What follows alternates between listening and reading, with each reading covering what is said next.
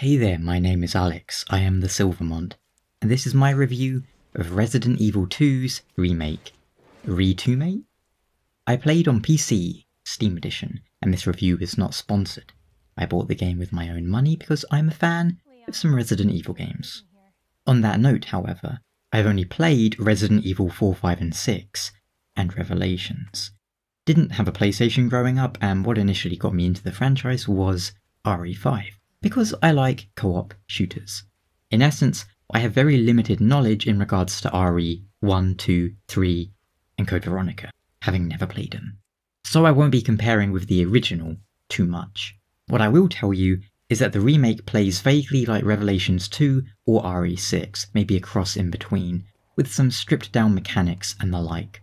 I've seen people saying it plays like RE4, which is not really true. Yes, it has a third-person camera, but the controls are otherwise completely different. RE4 and 5 had what I'll refer to as third-person tank controls. The main thing about this was that you couldn't move and shoot at the same time. In RE2, you can aim and move at the same time. The most noteworthy thing here is that you're encouraged to hold your aim for a moment before firing. As you aim, your crosshair will grow smaller as your character focuses their aim. That's about all there is to the combat mechanics. There's no dodging, there's no counters or quick-time events. If you wish to dodge an attack, you need to run away from it. Sub-weapons, such as the knife and grenade, can be used to free yourself from enemy grabs, which is the nearest we have to a counter.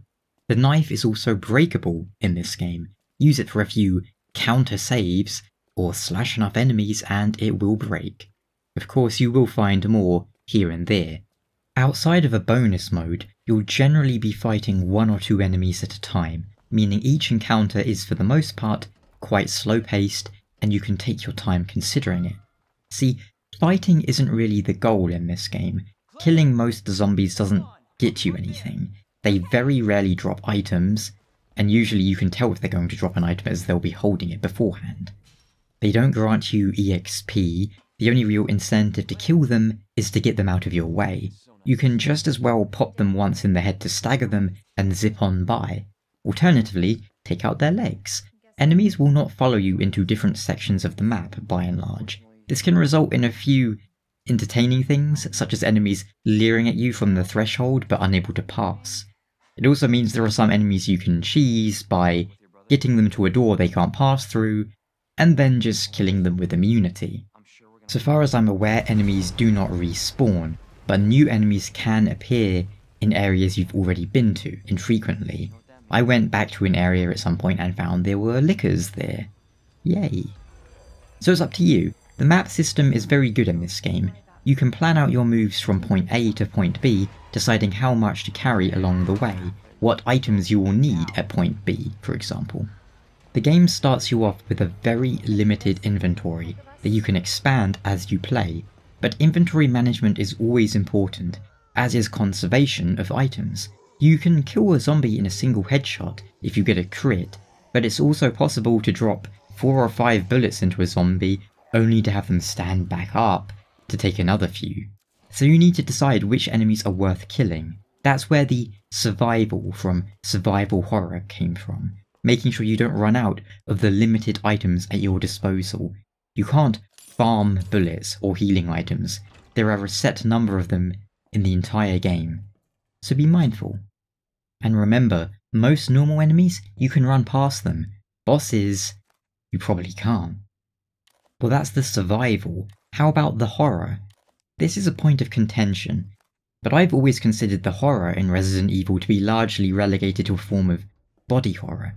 I can't tell you how many times I see people complaining about Resident Evil 4 and saying, oh, it's nothing like the older games, and then go on to describe how, apparently, Resident Evil 1 and 2 were Silent Hill games? Remember in the first Resident Evil game, you have a grenade launcher and you kill a giant snake? I'm not gonna deny that the games definitely have got a lot more action-oriented as time went on, but why pretend that they started out as anything other than cheesy action horror games? I mean, it's kind of bizarre. So how are the horror elements in Resident Evil 2's remake? Is it a scary game? Well, this is going to sound obtuse, but what is your definition of scary? Is it something that unsettles you and makes you unable to stop thinking about it once you stop playing and get into bed? Does it make you feel helpless? Does it make you feel uncomfortable when you're walking around your home at 2 AM after you stop playing and it's pitch black? Or is it just having things startle you with sudden noises? Because that's by and large what you'll get in RE2. There aren't a huge number of jump scares, but most of the scary aspects of the game are things that startle you, in my opinion. As mentioned earlier, there's the body horror. Humans are being, ripped apart and mutating into disgusting creatures, zombies, blobby, fleshy, spiky things with too many eyes. And, of course, the notion of The Walking Dead. There is a good amount of tension in the game, especially when you're new to it and its mechanics, worrying about having enough ammo, knowing there's lickers around and you don't have a great way to deal with them. And of course the Tyrant, nicknamed Mr. X.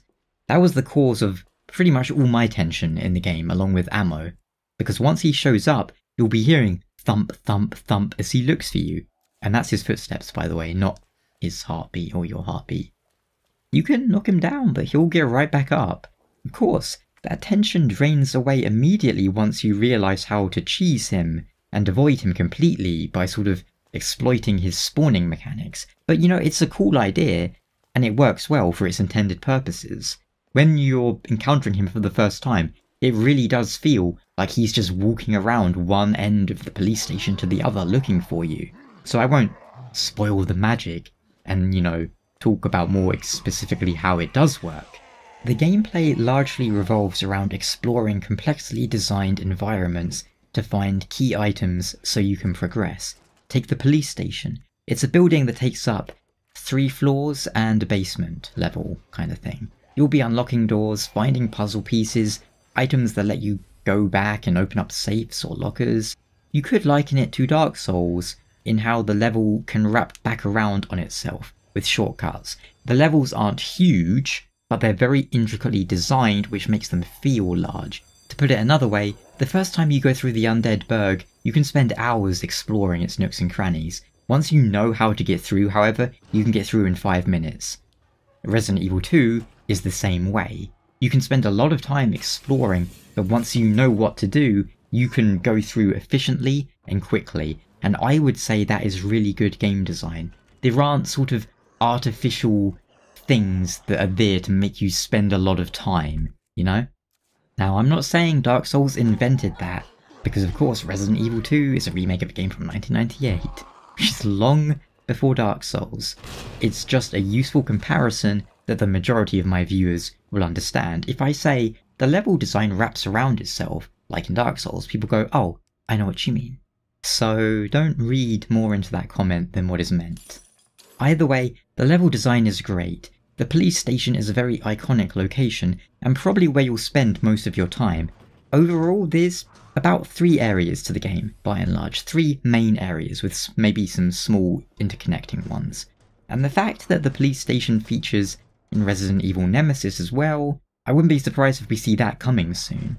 I'd love to see that, along with the Code Veronica remake, which would be more of an undertaking, but Code Veronica is kind of the proper Resident Evil 3. Nemesis is more of like a 2.5 kind of thing.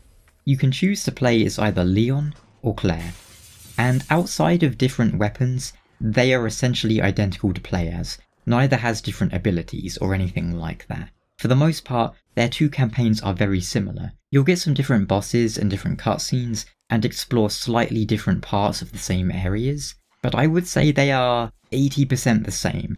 When you beat the game, you unlock the second run. For example, I beat the game as Leon and unlocked Claire's second run. If I beat Claire's initial campaign, I'd get Leon's second run. You might see people online referring to these as A and B scenarios. For example, beating Leon A unlocks Claire B. I am not 100% sure on all the differences, but here's what I can tell you about the second run. It skips the majority of the game's intro and treats the game as if you've already beat it, which of course you have at this point. So you'll know some things, and now you're seeing it from the other character's perspective.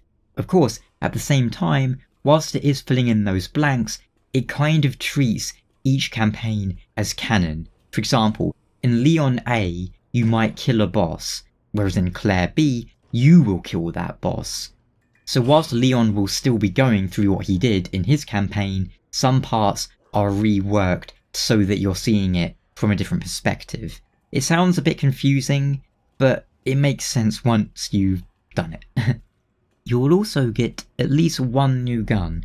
Claire gets a 6-shooter revolver that she fans the trigger on, and once you beat the second run, you unlock 4th Survivor, which is a gauntlet mode where you have to run through the majority of the areas in the game as Hunk, with a bunch of weapons and an insane number of enemies. So it becomes a case of, where do I want to use this weapon? Where do I want to use my grenades? Which enemies do I run past? Which can I not run past? And if you beat that, then you get Tofu, which is... you play as Tofu. There's a free mode coming in February called Ghost Survivor, where you play 3 what-if scenarios. One as the gun store owner, one as the mayor's daughter, and one as a member of the Special Forces team that went in with Hunk, I assume. Beating Leon's campaign took me about 9 hours. Beating Claire's second run took me around 4 hours. Now, their length is actually about identical. It's just that I shaved off 4 hours because I roughly knew what I was doing at that point, you know? I knew the layout of the areas, I knew what to do. I didn't know the solution to the puzzles, as some of them changed. The game isn't overly long. I would say 9 hours is longer than average, because I play games very slowly. I look around areas, I stare at the environment a lot. Hell, you can see that as my entire Leon playthrough is up on my channel. So it's not a super long game, but I'd say it's got a good amount of value to it, with the extra modes and scenarios, and you do have to beat the second run to get the proper ending, without giving much away. And this is a game that, I mean, if you're enjoying it, there is a lot of incentive to replay multiple times, to get higher ranks, to unlock things. There's a lot of challenges in the game, such as beat the game doing this, don't save this number of times, take this many steps. You get the idea. So how about presentation? Well, the audio is amazing. Enemy footsteps and sounds make very good use of surround sound, with a simulated binaural audio when using headphones. The music didn't stand out to me, and I was a bit sad to learn there's no option to swap between original music and remake music. Then I learned you can do that, but you have to pay for it as like a DLC pack, or buy the deluxe edition. This should be in the base game, I think, but it's no biggie. Visuals are top notch. Outside of slightly janky reflections, the game's graphics are amazing. The animations are good, and the gore system is incredibly detailed. You can chop off limbs, blow open heads, and so forth. You shoot an enemy in the head, you can see the layers of damage it does. It's really impressive. Outside of cutscenes, lip syncing is kinda wonky, but that doesn't really matter, as usually when you're playing, you're looking at the back of your character's head. But if you're in, say, an elevator, and characters are talking to each other and you move the camera around to look at their faces, it looks kinda bad. So what did I think of the game? Overall, I think it's great. There's a few parts I dislike, such as a sequence where you use a Batman magic vision device to scan things, and I hated that. Thankfully, it's a short sequence. And now, this isn't really a complaint, but it's something I felt conflicted about. A dodge system. I know this is a remake and they want to be true to the original game, that's completely fair. At the same time, I feel like having a dodge button, like Resident Evil 6, would make the game so much more playable, for lack of a better term. There is no real way to dodge attacks, outside of hard reading the animations and knowing exactly the right time to start sprinting. That isn't bad per se, but for your average player, it's not something they're going to do. That's more along the lines of speedrunners strats, who play a game 500 times and know things perfectly. They know the exact moment to start running during an animation to dodge an attack. For most players, if enemies get close to you, you're just going to get hit. It's worse with things like Lickers who can move at edgy anime levels of speed, but yeah, it's not a big problem by any means. I suppose I'm personally more a fan of video gamey things, such as in Resident Evil 5. I can avoid all damage from a Licker just by countering its leap and moving out of range of its tongue. There's a more arcade sort of feel to it. Another missing element that, well, I really miss from the newer games would be melee attacks. Stagger an enemy, follow up with a punch to the face. Of course, I 100% understand why rookie cop Leon and civilian Claire are not busting out suplexes on zombies. I get it. It wouldn't make much sense in the game. Doesn't mean I don't miss it and what it added to the mechanics. In a way, you can feel that RE2 is a remake of a game from the 90s, because it plays a lot like the game from the 90s, just with amazing visuals, which I guess at the end of the day is exactly what you'd want from a faithful remake. They've updated the gameplay, but kept enough of the original spirit intact that it definitely feels a lot like it. And I do understand, even though I miss having dodge and melee, I understand why it's not there. It doesn't mean I think the game is worse without them, and I know why they aren't there. It builds the tension. I suppose part of me was hoping they'd put in the extra mode where you can have melee, like maybe in 4th Survivor. I miss neck snapping as Hunk, okay? I miss doing suplexes. I can recommend Remake 2. I had a blast playing it, and it really makes me optimistic for an upcoming Remake 3, and, more importantly for me, Code Veronica Remake. If you have any questions about it, ask them down below. And until next time, you take care.